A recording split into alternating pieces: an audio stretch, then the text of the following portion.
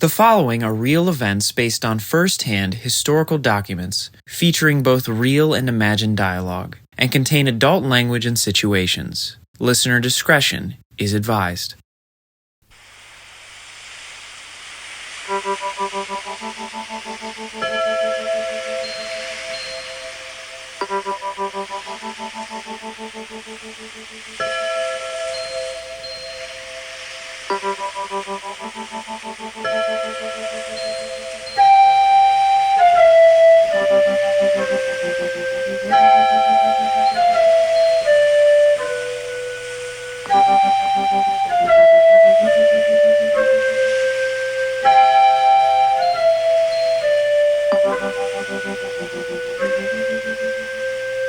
Land ho!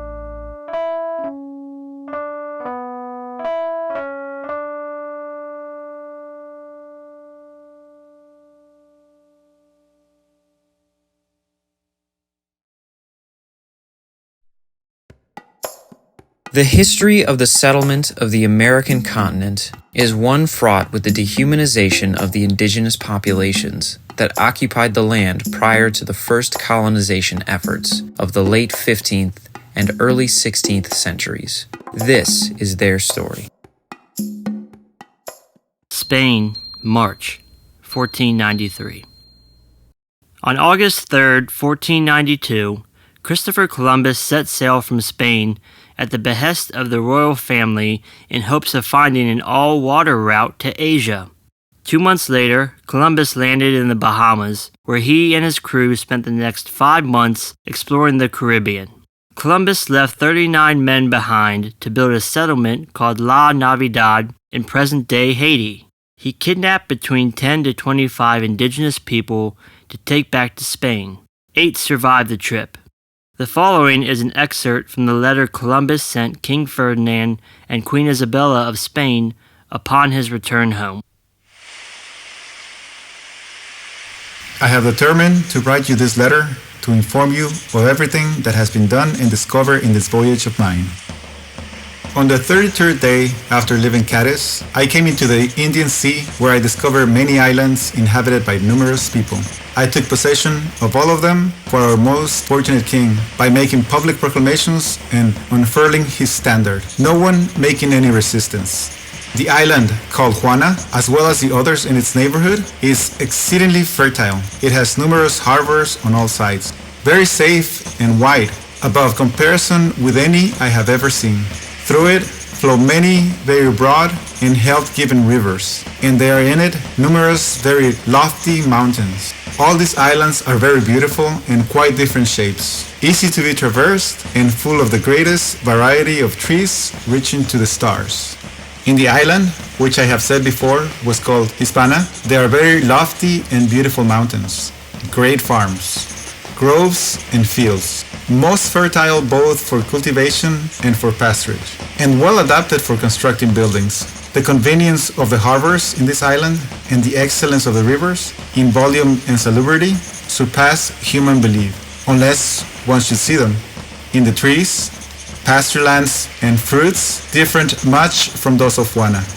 Besides, this Hispana abounds in various kinds of species, gold, and metals. The inhabitants are all, as I said before, unprovided with any sort of iron, and they are destitute of arms, which are entirely unknown to them, and for which they are not adapted, not on account of any bodily deformity, for they are well made, but because they are timid and full of terror. But when they see that they are saved and all fear is banished, they are very guileless and honest, and very liberal of all they have. No one refuses the asker anything that he possesses. On the contrary, they themselves invite us to ask for it.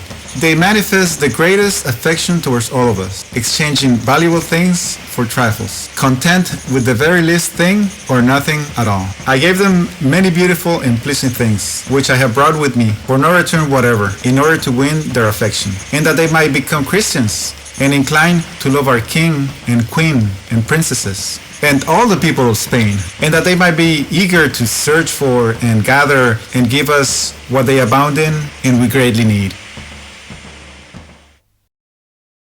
Spain, May 1493.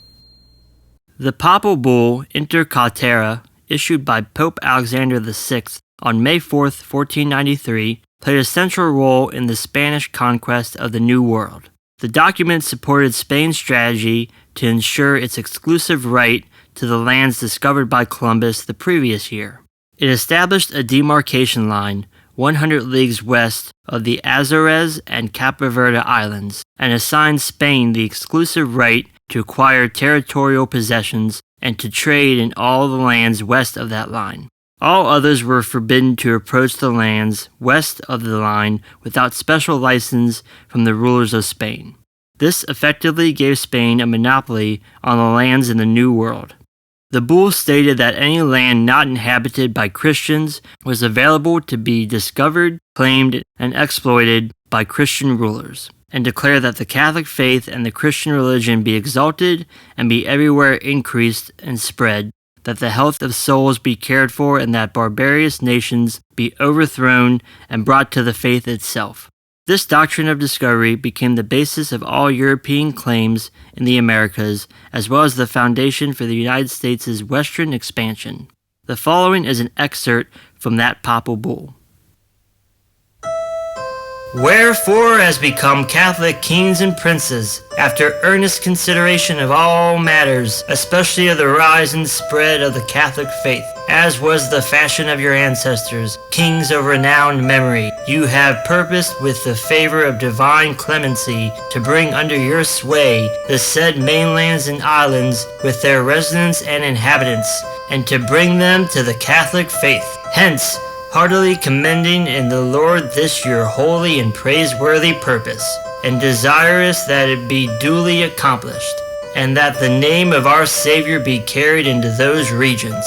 We exhort you very earnestly in the Lord, and by your reception of holy baptism, whereby you are bound to our apostolic commands, and by the bowels of the mercy of our Lord Jesus Christ, enjoy strictly that as in much as with eager zeal for your true faith you design to equip and dispatch this expedition. You propose also, as is your duty, to lead the peoples dwelling in those islands and country to embrace the Christian religion, nor at any time let dangers or hardships deter you therefrom, with the stout hope and trust in your hearts that Almighty God will further your undertakings. And in order that you may enter upon so great an undertaking with greater readiness and heartiness, endowed with benefit of our apostolic favor, we of our own accord, not at your instance nor at the request of anyone else in your regard, but out of our own soul largesse and the certain knowledge, and out of the fullness of our apostolic power, by the authority of Almighty God, conferred upon us in blessed Peter, and of the vicarship of Jesus Christ, which we hold on earth, do by tenor of these presents, should any of said islands have been found by your envoys and captains, give, grant, and assign to you and your heirs and successors, kings of Castile and Leon, forever, together with all their dominions, cities, camps, places, and villages, and all rights, jurisdictions, appurtenances, all islands and all mainlands found and to be found, discovered and to be discovered towards the west and south, by drawing and establishing a line from the Arctic Pole, namely the north, to the Antarctic Pole, namely to the south, no matter whether the said mainlands and islands are found and to be found in the direction of India or towards any other quarter. The said line to be distant 100 leagues towards the west and south from any of the islands commonly known as Azores and Cape Verde. With this proviso, however, that none of the islands and mainlands found and to be found, discovered and to be discovered beyond that said line towards the west and south, be in the actual possession of any Christian king or prince up to the birthday of our Lord Jesus Christ, just past, from which the present year 1493 begins. And we make, appoint, and depute you and your said heirs and successors, lords of them with full and free power, authority, and jurisdiction, every kind. With this proviso, however, that by this our gift, grant, and assignment, no right acquired by any Christian prince, who may be in actual possession of said islands and mainlands prior to the said birthday of our Lord Jesus Christ, is hereby to be understood to be withdrawn or taken away. Moreover, we command you in virtue of holy obedience, that employing all due diligence in the premises, as you also promise, nor do we doubt your compliance therein, in accordance with your loyalty and royal greatness of spirit, you should appoint to the aforesaid mainlands and islands worthy, God-fearing, learned, skilled, and experienced men, in order to instruct the aforesaid inhabitants and residents in the Catholic faith and train them in good morals. Furthermore, under penalty of excommunication, latae sentente, to be incurred ipso facto, should anyone thus contravene, we strictly forbid all persons of whatsoever rank, even imperial and royal, or of whatsoever estate, degree, order, or condition, to dare without your special permit or that of your aforesaid heirs and successors, to go for the purpose of trade or any other reason to the islands or mainlands, found and to be found, discovered and to be discovered, towards the west and south, by drawing and establishing a line from the Arctic Pole to the Antarctic Pole, no matter whether the mainlands or islands, found and to be found, lie in the direction of India or towards any other quarter whatsoever. The said line to be distant 100 leagues towards the west and south, as is aforesaid from any of the islands commonly known as the Azores and Cape Verde. Apostolic constitutions and ordinances and other decrees whatsoever to be contrary notwithstanding, we trust in him from whom empires and governments and all good things proceed, that should you, with the Lord's guidance, pursue this holy and praiseworthy undertaking, in a short while your hardships and endeavors will attain the most felicitous results to the happiness and glory of all Christendom. Virginia, 1600s. In the early days of the colonization of America, the papal bull Inter Caetera, known widely today as the Doctrine of Discovery, was warped, stretched, and molded by British colonizers in order to justify the expropriation of indigenous lands. One of the distinctive rationalizations colonists used was the convenient idea of terra nullius, or nobody's land. Even though much of the allegedly vacant land was owned and utilized by indigenous people, the colonists helped themselves to as much land as they wanted. The following scene is a fictionalized depiction of Virginia colonists establishing terra nullius using both real and imagined dialogue. And I say, by what right or warrant can we enter into the land of these savages and take away their rightful inheritance? You've said it yourself. These are savages. Savages have no rights. Are they not human? Your brother and his family were massacred at Jamestown. How can you call that human? The slaying of 347 innocent people. It's just as our governor stated, that our first work is the expulsion of the savage. Chaplain, what was that Latin expression you were telling me about earlier? Terra nullius. What does that mean? It refers to a territory without a master, a vacant or nobody's land.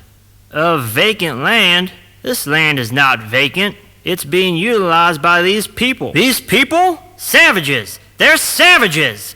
Whatever you want to call them, they're not just going to leave the land. Then we take it! Take it? Yes, an eye for an eye. Chaplain, what was it that John Locke said about the Indian who resists? He said that they should be destroyed as a lion or a tiger, one of those wild, savage beasts with whom men can have no society or security.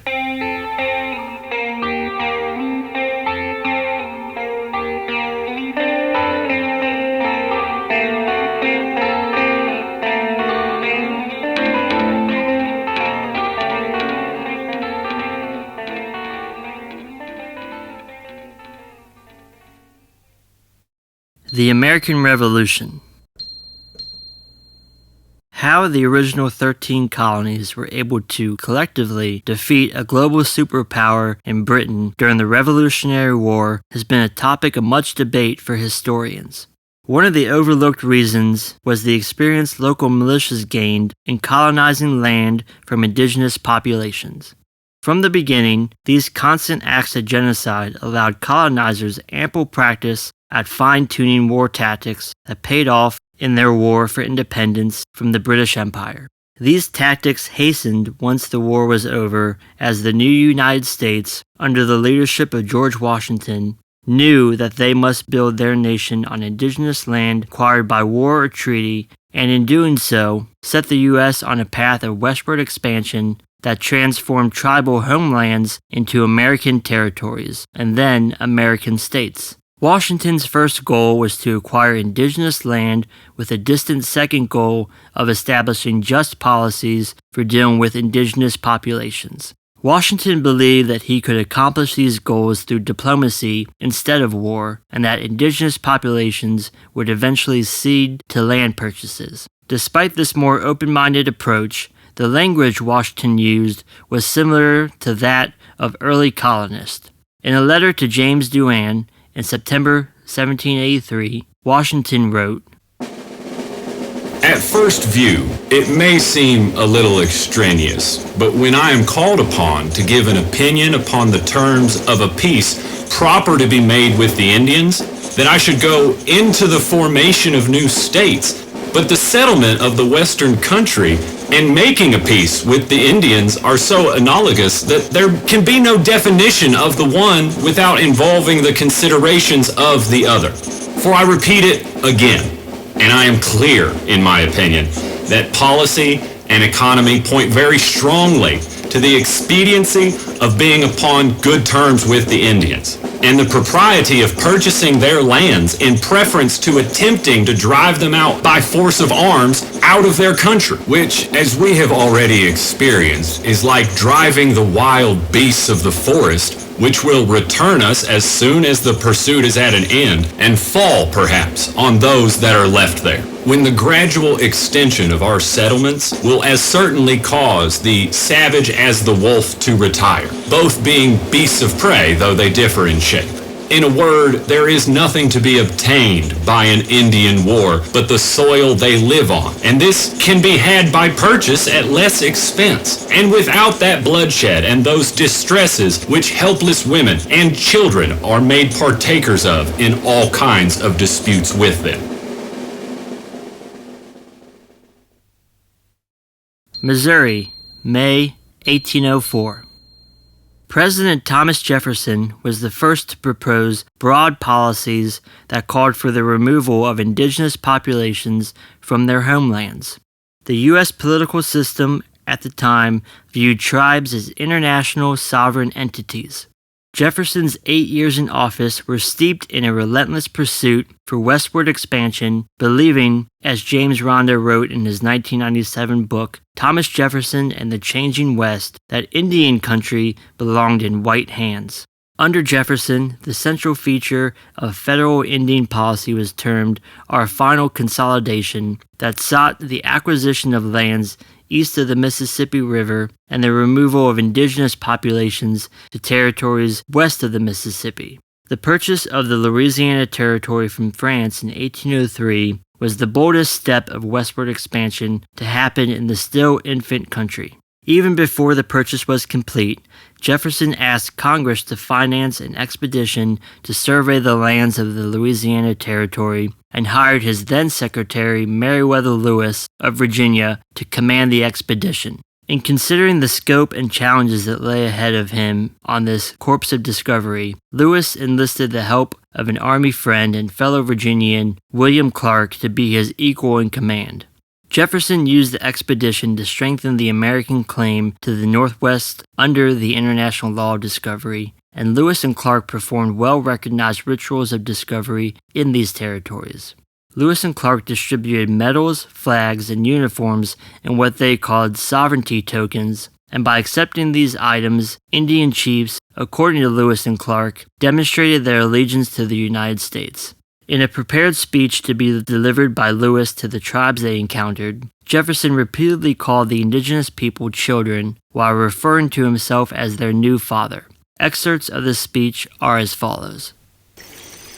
My friends and children, chiefs of the Ostriches, Missouris, Kansas, Ottos, Penis, Iowas, and Siouxes, I take you by the hand of friendship and give you a hearty welcome to the seat of the government of the United States. The journey which you have taken to visit your fathers on this side of our island is a long one, and your having undertaken it is a proof that you desired to become acquainted with us. I thank the Great Spirit that He has protected you through the journey and brought you safely to the residence of your friends, and I hope He will have you constantly in His safekeeping and restore you in good health to your nations and families. My friends and children, we are descended from the old nations which lived beyond the great water, but we and our forefathers have been so long here that we seem, like you, to have grown out of this land.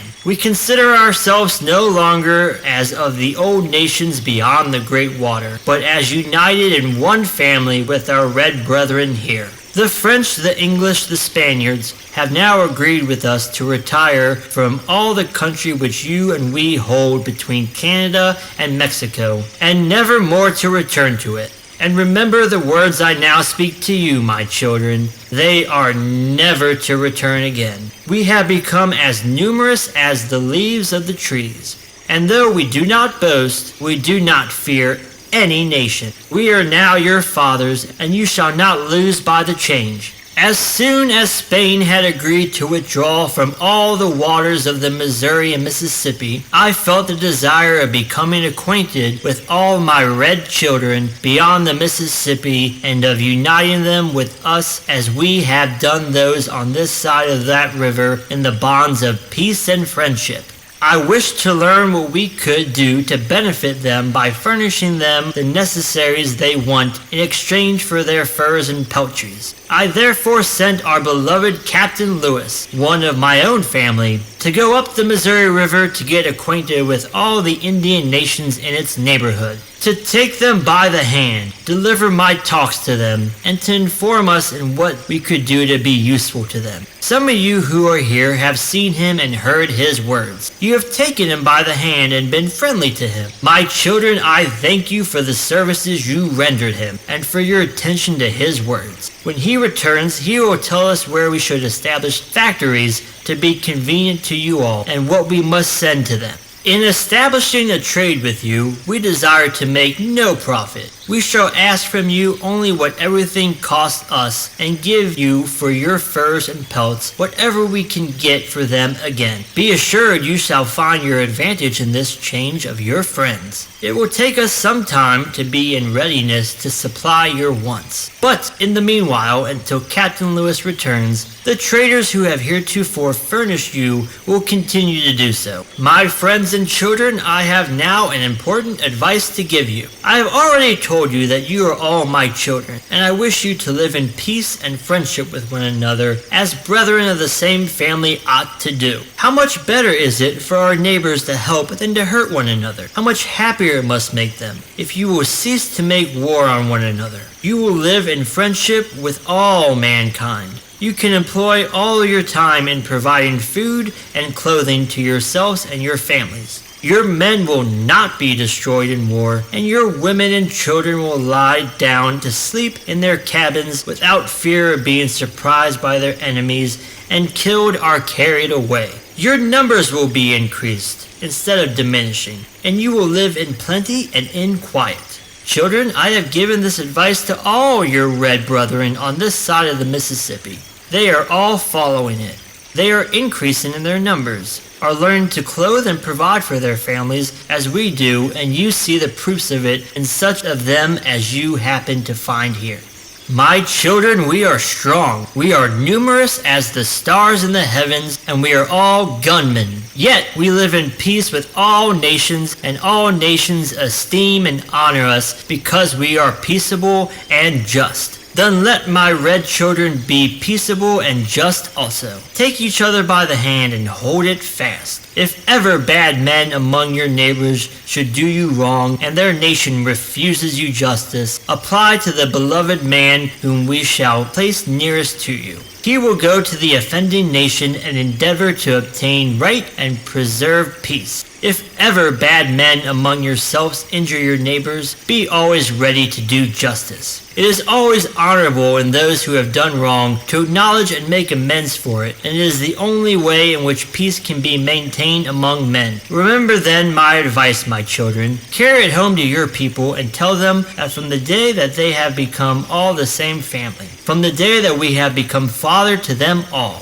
we wish, as a true father should do, that we may all live together as one household, and that before they strike one another, they should come to their father and let him endeavor to make up the quarrel. My children, you come from the other side of our great island, from where the sun sets to see your new friends at the sun rising. You have now arrived where the waters are constantly rising and falling every day, but you are still distant from the sea. I very much desire that you should not stop here, but go on and see your brethren as far as the edge of the great water. I am persuaded you have so far seen that every man, by the way, has received you as his brothers, and has been ready to do you all the kindnesses in his power. You will see the same thing quite to the seashore, and I wish you therefore to go and visit our great cities in that quarter, and to see how many friends and brothers you have here. You will then have traveled a long line from west to east, and if you had time to go from north to south, from Canada to Florida, you would find it as long in that direction, and all the people as sincerely your friends.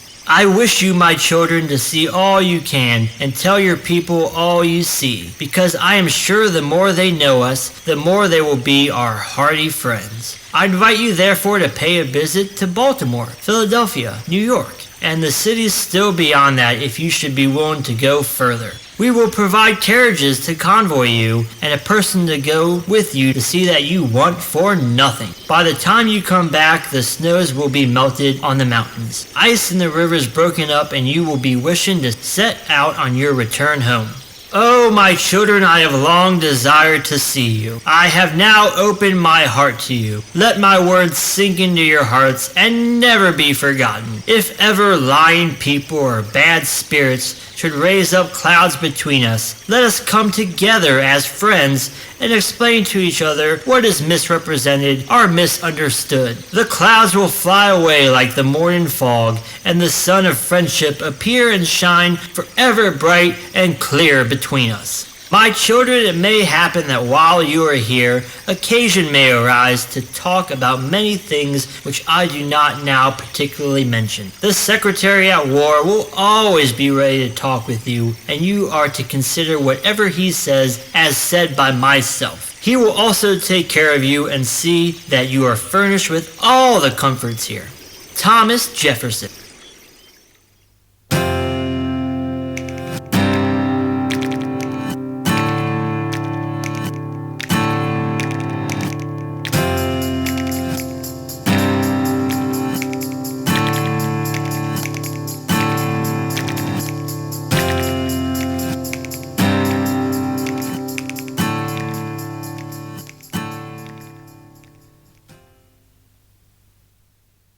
The American South, 1830. President Andrew Jackson long obsessed with what he called Indian removal, signed the Indian Removal Act, granting the U.S. government the power to exchange native-held land in the Cotton Kingdom east of the Mississippi River for land to the west in the Indian Colonization Zone, present-day Oklahoma. The signing of this act was meant to address what had come to be known as the Indian problem, the permanent removal of unfamiliar, alien-like people from the land white settlers wanted and felt like they deserved. The law required the government to negotiate removal treaties fairly, voluntarily, peacefully, and without coercion. However, President Jackson and his government frequently ignored this law and forced indigenous peoples from lands they had lived on for generations. Facing the threat of an invasion by the U.S. Army, the Choctaw became the first nation to be expelled. With no provisions and no help from the government, thousands of indigenous peoples were made to travel by foot thousands of miles in what is now known as the Trail of Tears. In some instances, up to half of the nation's populations perished during this trip. After the Civil War, journalist James Mooney interviewed people who had been involved in this forced removal. Based on these first-hand accounts, he described the scene in 1838 when the U.S. Army removed the last of the Cherokees by force. Under General Winfield Scott's orders, the troops were disposed at various points throughout the Cherokee country, where stockade forts were erected for gathering in and holding the Indians preparatory to removal. From these, squads of troops were sent to search out with rifle and bayonet every small cabin hidden away in the coves or by sides of mountain streams, to seize and bring in prisoners, all the occupants, however, or wherever they might be found. Families at dinner were startled by the sudden gleam of bayonets in the doorway and rose up to be driven with blows and oaths along the weary miles of trail that led to the stockade. Men were seized in their fields, and going along the road, women were taken from their wheels and children from their play. In many cases, on turning for one last look as they crossed the ridge, they saw their homes in flames, fired by lawless rabble that followed on the heels of the soldiers to loot and pillage. So keen were these outlaws on the scene that in some instances they were driven off the cattle and other stock of the Indians almost before the soldiers had fairly started their owners in the other direction. Systemic hunts were made by the same men for Indian graves to rob them of silver pendants and other valuables deposited with the dead. A Georgia volunteer, afterward a colonel in the Confederate service, said, "I fought through the Civil War and have seen men shot men to pieces and slaughtered by the thousands, but the Cherokee removal was the cruelest work I ever knew." Alexis de Tocqueville, a French observer, had this to say after witnessing firsthand the forced deportation of indigenous peoples from the Southeast.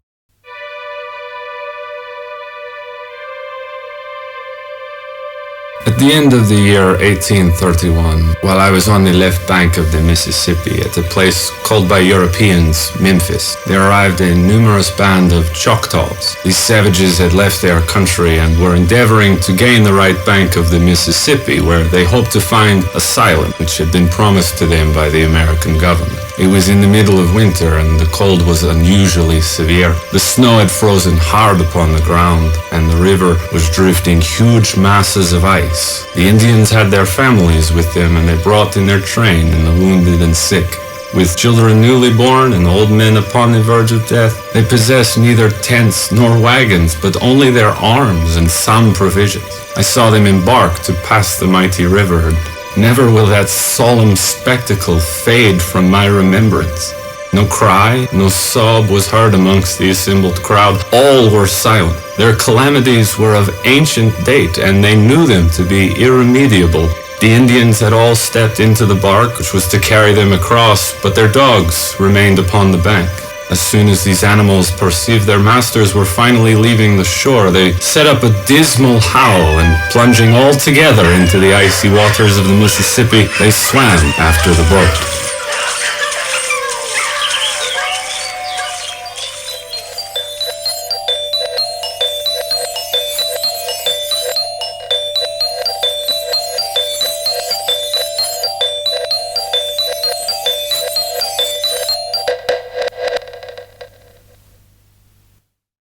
Pine Ridge Reservation, South Dakota, 1890.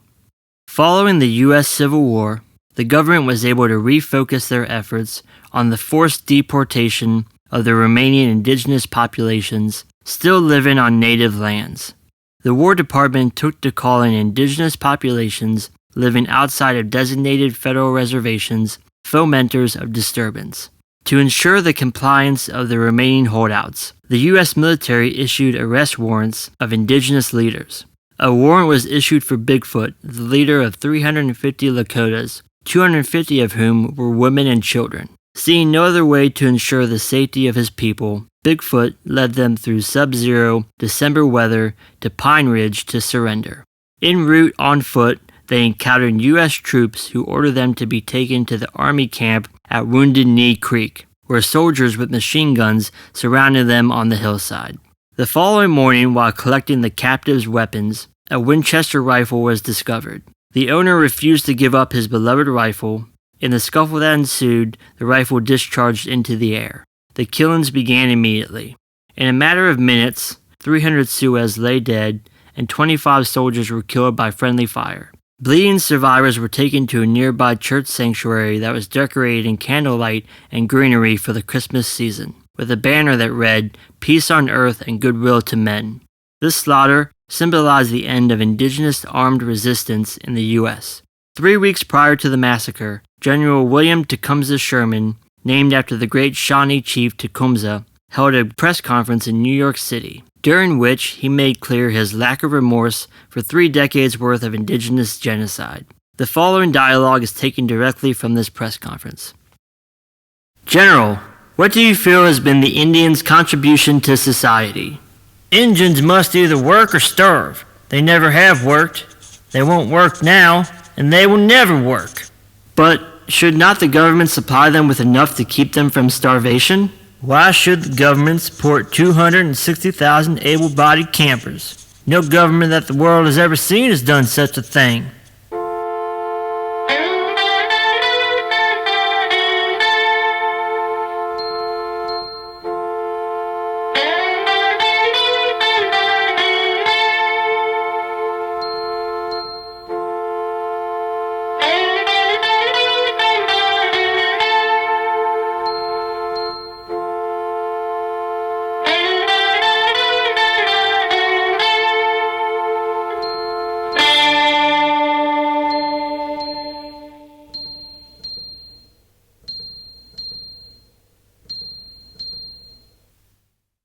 Some 200,000 years ago, human societies, having originated in sub-Saharan Africa, began migrating in all directions, and their descendants eventually populated the globe. The land that Europeans arrived on in 1492 was not uninhabited land. Prior to European colonization of the Western Hemisphere, starting in the late 15th century, the population of the Western Hemisphere was roughly 100 million, with 2/5 or 40 million people living on the continent now known as North America. This is compared to the roughly 50 million people who are living in European territories. The millions of people living in North America at this time had been there for up to 20,000 years. The North American indigenous populations were supported by creating a relatively disease-free paradise. Indigenous people practiced herbal medicine, surgery, and dentistry. They engaged in hygienic and ritual bathing to keep diseases at bay. A majority consumed vegetarian-based diets supplemented by corn, hunting, and fishing that allowed them to live long and well with abundant ceremonial and recreational periods. By the time of the European invasions, indigenous people occupied and shaped every part of the North American continent, establishing extensive trade networks and roads and sustaining populations by adapting to specific natural environments. A magnitude of this was lost to European colonization. The initial Europeans who participated in the colonization of America were heirs to rich and ancient cultures, social relations, and customs in their lands of origin. In the passage to the Americas and encountering indigenous inhabitants, they largely abandoned and untangled the webs of European mores, manners, and social relations to participate in a culture of conquest, violence, exploration, destruction, and dehumanization. While disease played a part in the eradication of indigenous populations, the lion's share can be credited to unrelenting war on the part of colonizers against indigenous inhabitants. Nearly all indigenous populations of America were reduced by 90% following the genocide associated with colonization projects. Many historians attribute this one-sided colonial violence to racism. Military historian John Grenier argues that the out-of-control momentum of extreme violence of unlimited warfare fueled racial hatred. He goes on to say that generations of Americans have made the killing of indigenous people an element of their military tradition and thereby a part of a shared American identity. Because of this, Grenier equates war with racial hatred. The justification for this indigenous genocide came from one of the earliest examples of international law known as the Doctrine of Discovery. With origins dating back to the 5th century AD, the Doctrine of Discovery established a spiritual, political, and legal justification for colonization and seizure of land not inhabited by Christians. The Papa Bull Inter Caetera, issued by Pope Alexander VI on May 4, 1493, played a central role in the Spanish conquest of the New World. This doctrine of discovery became the basis of all European claims in the Americas, as well as the foundation for the United States' western expansion. The doctrine gave carte blanche to European colonizers to commit horrifying acts of genocide against indigenous inhabitants. These acts included unrelenting war, the killing of women, children, and elderly, burning entire villages, intentionally spreading disease, destroying food sources, forced alcohol consumption, monetized scalping, the forced selling of land, and the forced removal and relocation from land. Indigenous children were removed from lands and placed in boarding schools to be assimilated into white society, where they were forbidden from speaking their own language and indoctrinated in Christianity. While attending these schools, many children suffered emotional, physical, and sexual abuse. George Washington enlisted policies calling indigenous populations the savage as the wolf. Thomas Jefferson believed that forcing indigenous people to adopt European-style agriculture and modes of living would allow them to quickly progress from savagery to civilization. In the U.S. Supreme Court in the 1823 case, Johnson v. McIntosh, Chief Justice John Marshall's opinion in the unanimous decision held that the principle of discovery gave European nations an absolute right to New World lands. In essence, American Indians had only a right of occupancy which could be abolished. This landmark case made the European International Doctrine of Discovery law part of American law. The Trail of Tears was the forced displacement of approximately 60,000 indigenous peoples between 1830 and 1850, a policy first envisioned by President Thomas Jefferson and enacted under President Andrew Jackson. The Trail of Tears forced indigenous peoples from their ancestral homes in the southeastern United States to areas west of the Mississippi River in present-day Oklahoma, designated as Indian Territory in compliance with the Indian Removal Act of 1830. The General Allotment Act of 1887, otherwise known as the Dawes Act, allowed the federal government to break up tribal lands.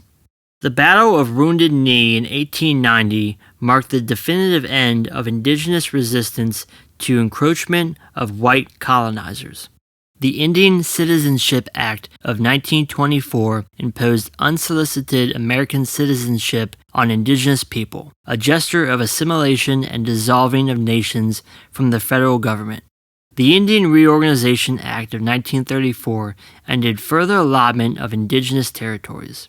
This act allowed the federal government to buy reservation land to restore land to relevant native nations. This allowed for tribal government. Native nations did not have to accept these terms. The Termination Act of 1953 disbanded tribes and sold lands to relocate indigenous peoples off reservations and into urban areas to further assimilation.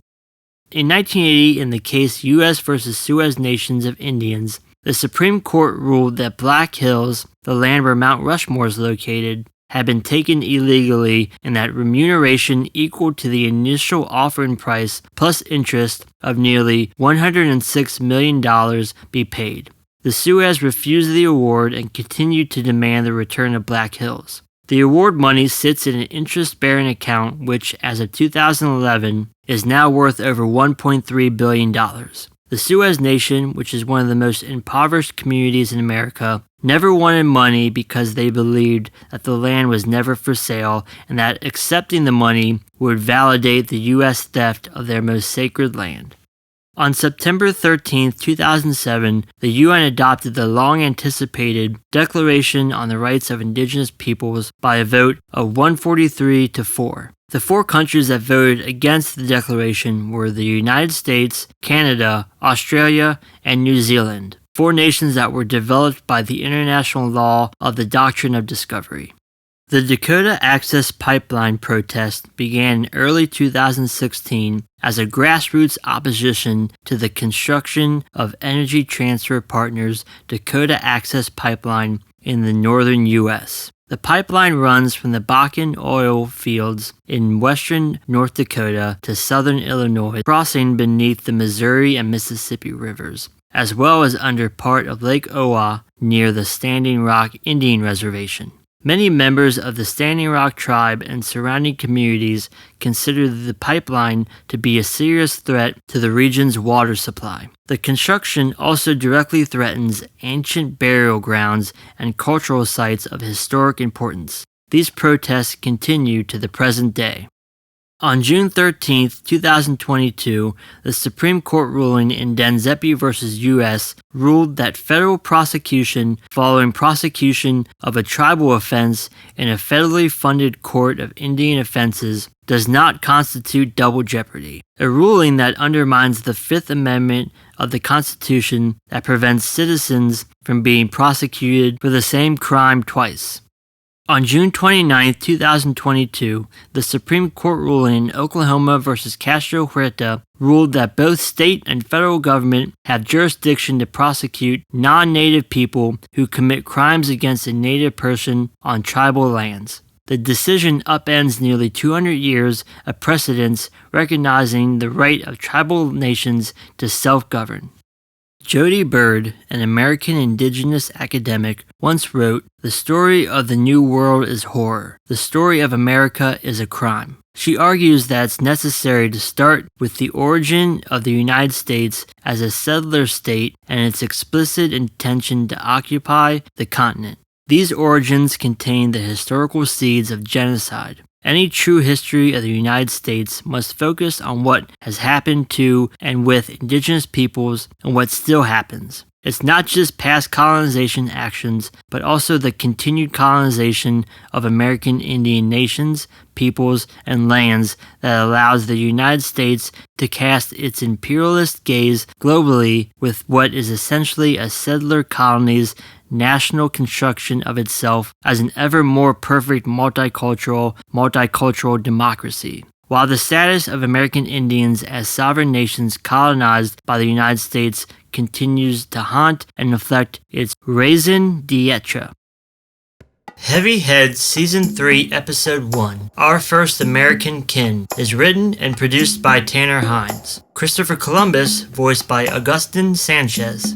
Pope Alexander VI, Chaplain, Colonist 1, Colonist 2, Thomas Jefferson, Georgia Volunteer, Reporter and General Sherman, voiced by Tanner Hinds. George Washington, James Mooney, and Alexis de Tocqueville, voiced by Loren Hutton. Narration and art design by Evan Verrilli. Original music by Real Blue Heartache Kids. The music is available wherever you buy or stream music. If you or a loved one is experiencing a psychiatric emergency and live in the United States, please call 988 or 1-800-273-8255 or text HOME to 741-741 for free and confidential support 24/7, 365 from the National Suicide Prevention Lifeline and the Crisis Text Line.